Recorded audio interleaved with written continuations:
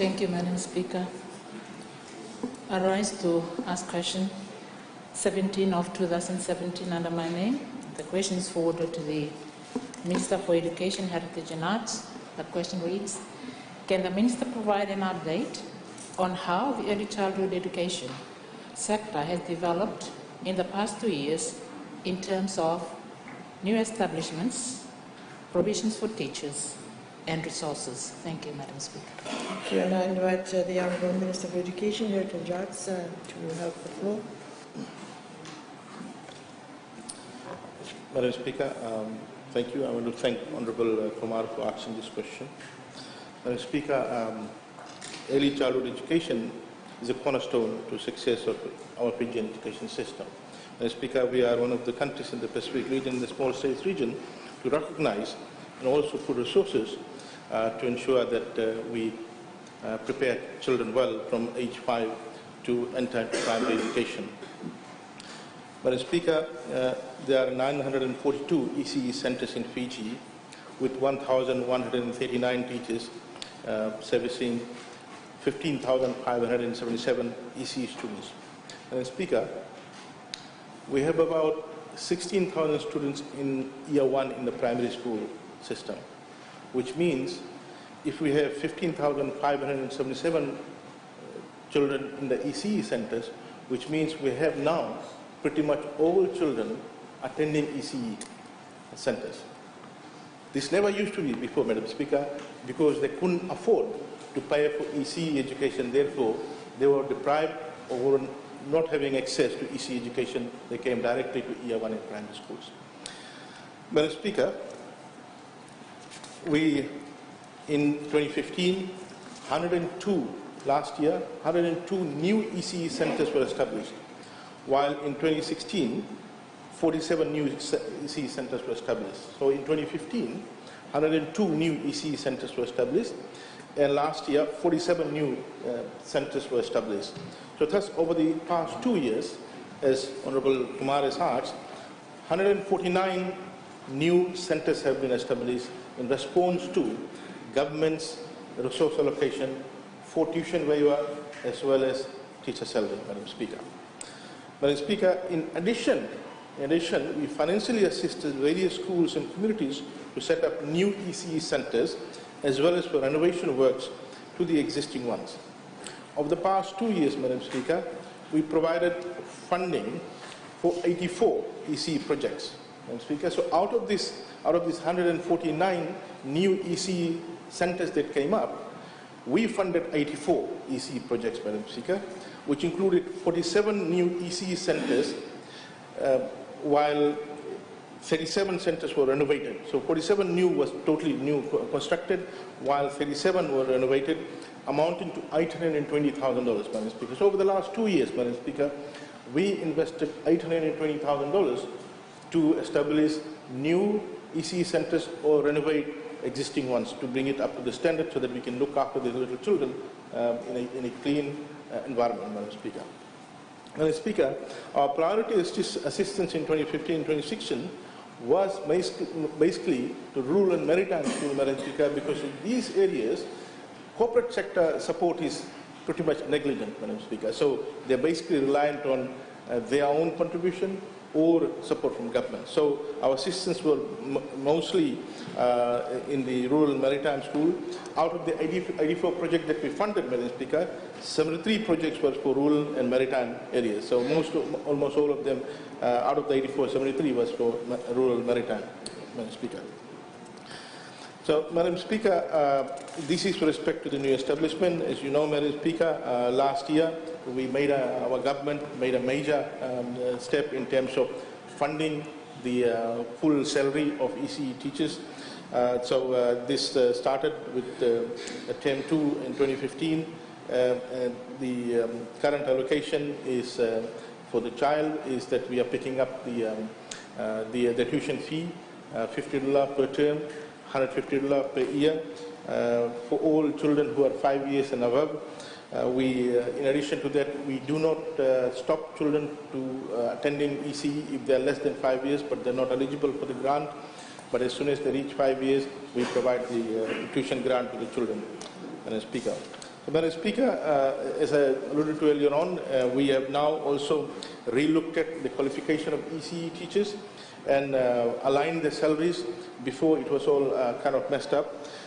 We now have 4 categories.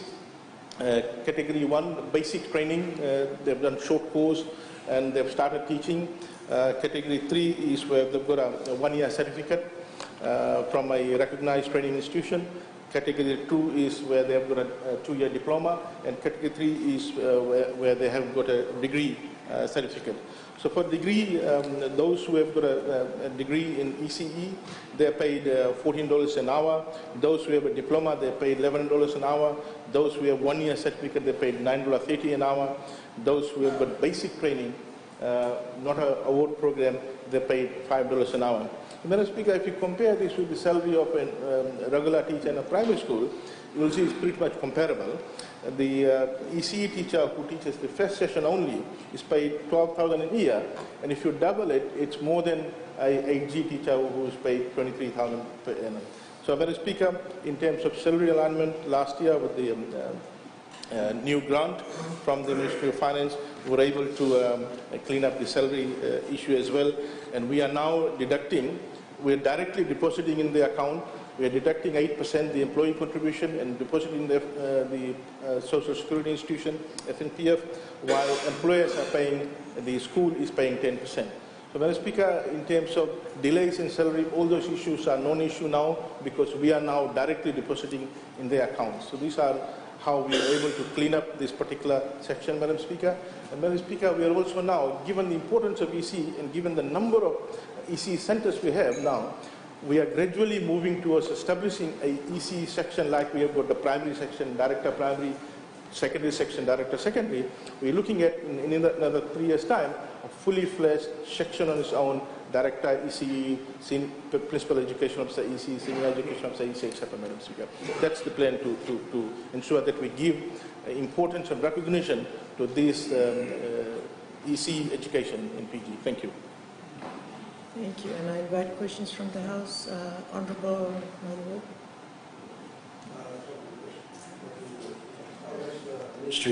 How has the ministry contributed towards professional development of ECE in Fiji? Thank you, Honorable Minister. Madam Speaker, I want to thank my honourable member, my colleague, for asking this question.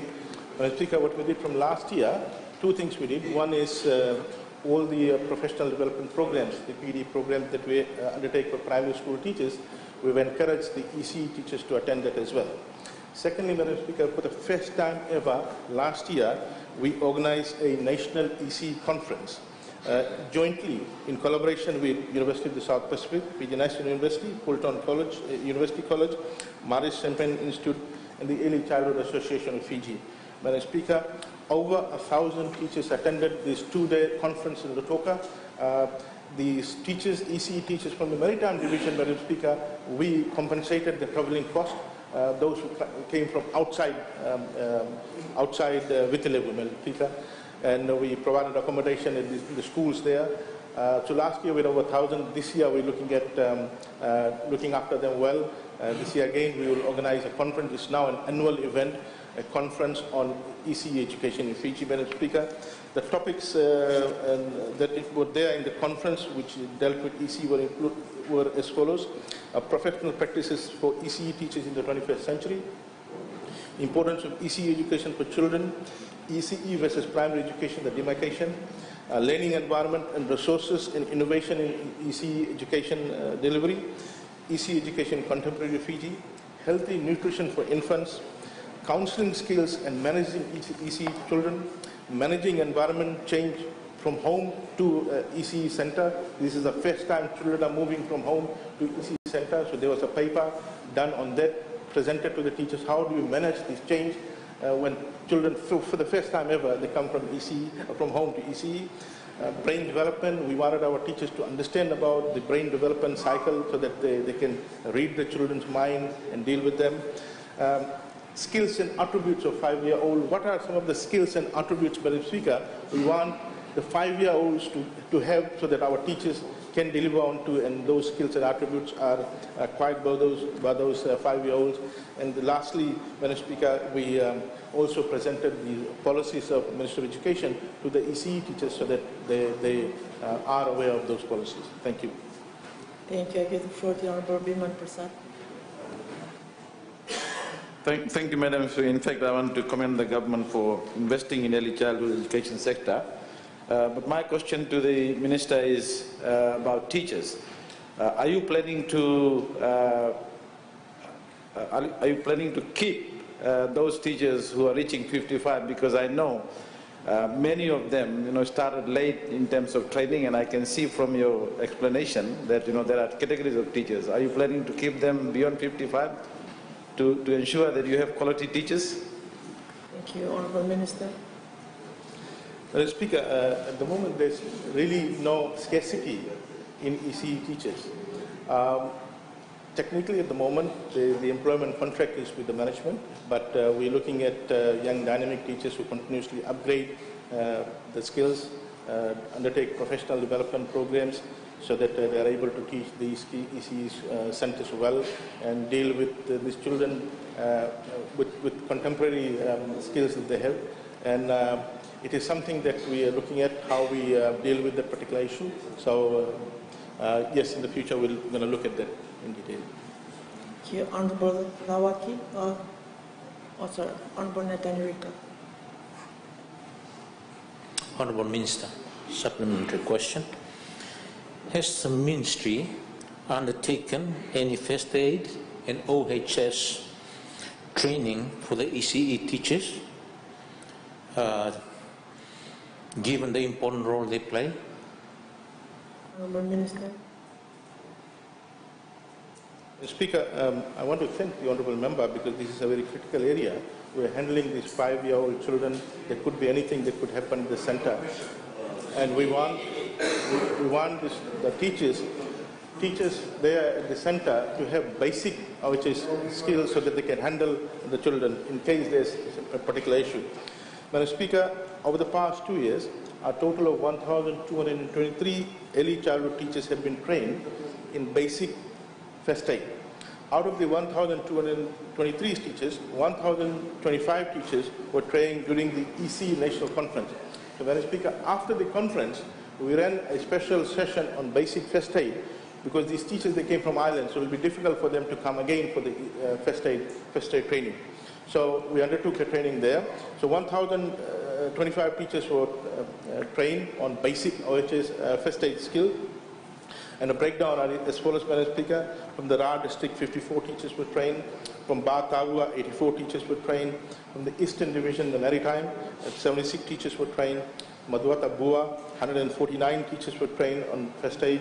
Dakondrove, 58. Central Division, 365. Ndroga Nogosa, 67. Latoka Yasavas, 156 teachers. Madam Speaker, so in total, Madam Speaker, 1,223 teachers have been trained already, Madam Speaker.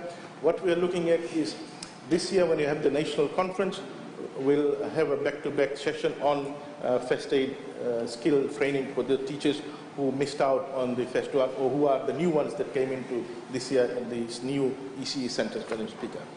Madam Speaker, the components of the first aid training are basically expose them to the first aid, what are some of the techniques, and how do you do bandaging, how do you do resurrection, how do you use stretchers, etc. So, Madam Speaker, it consists of a whole range of practical exercises that were undertaken by the first aid trainer. Thank you. Thank you. I give the floor to Honorable Nawekula. My question is on milk and Weet-Bix. Before I ask my question, let me just tell the Honourable Minister that in Rukua, they throw away all the milk because they expired. And in some interior schools, they distributed them. My question is, Point of order. Speaker, this is specifically about milk and Weet-Bix. The question, substantive question, is not about milk and Weet-Bix. Yeah. Substantive question is about early childhood education. That is a substantive question. A completely new question. The honourable member, of course, can bring a new question in next session of next sitting. Tomorrow, completely different. Thursday, Friday. The honourable minister said the whole point is about preparing them That came from the Honorable Minister. And my question is whether, given what he said, they are included in the Weet-Bix and free milk for schools, because they appear to me to need it more than the class 1. That is the question. Are they included or not? If not, why not? Thank you. The question of order, question of relevancy has been brought to the House, and I do agree totally with the point of order that was raised. I now give the floor to the Honourable Newman Tewal. Thank you, Madam Speaker.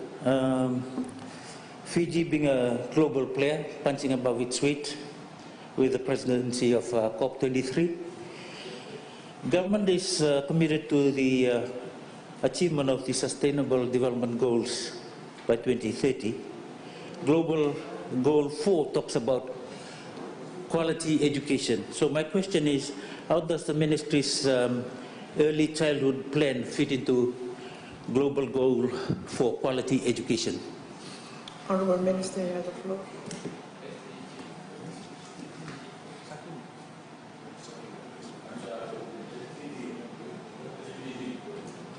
Madam Speaker, with regard to the global development goals, sustainable development goals, Madam Speaker, at this level, at the ECE level, we need to ensure that the children are exposed to contemporary literature. And let me now give you an update on, Madam Speaker, how we are supporting these ECE centers with respect to resources, so that children are exposed to resources, as well as the teachers at the centers do have these resources to enhance their teaching, so that these children are not oblivious to contemporary issues that are happening.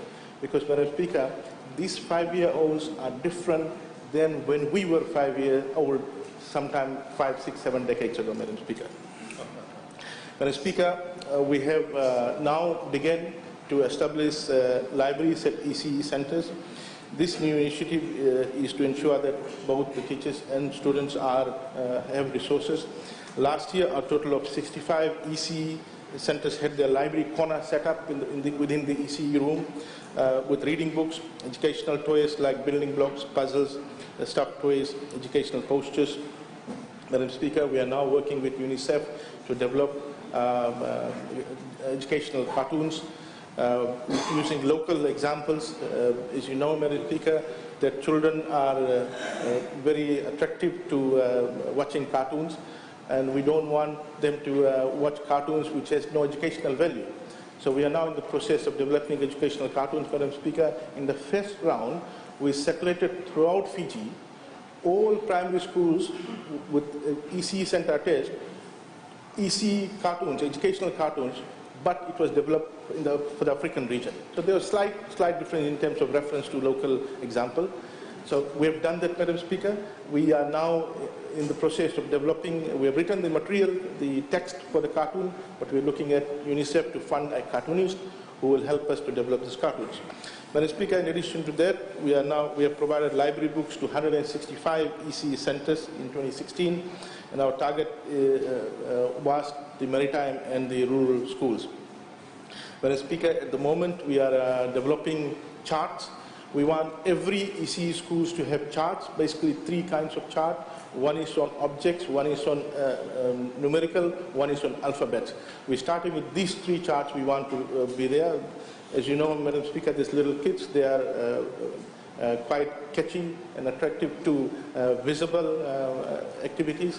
So we want the ECE centers to have charts on these 3 areas, the numeracy, alphabets, as well as objects, basic key objects that we want them to recognize and help the ECE teacher to teach those. Thank you, Madam Speaker. Thank you. In consideration of time, I'm now giving the last question to the Honourable Reddy. Thank you, Honourable Speaker. No matter how the Minister is preparing the 149 new schools, establishment and preparing charts for these students, if the Ministry is not prepared to raise the salary of early childhood teachers. A question I would like to pose to the Honourable Minister is there are there any plans to upgrade teachers' salary apart instead of the monthly pay that they receive, which goes directly to their account? Thank you, Madam Speaker. Thank you, Honourable Minister. Mr. Speaker, the review of salaries is part of the civil service review process and the job review question exercise. And in that exercise, experts, not us and the unionist or Honourable Livere, let the experts decide what should be the right salary. Thank you.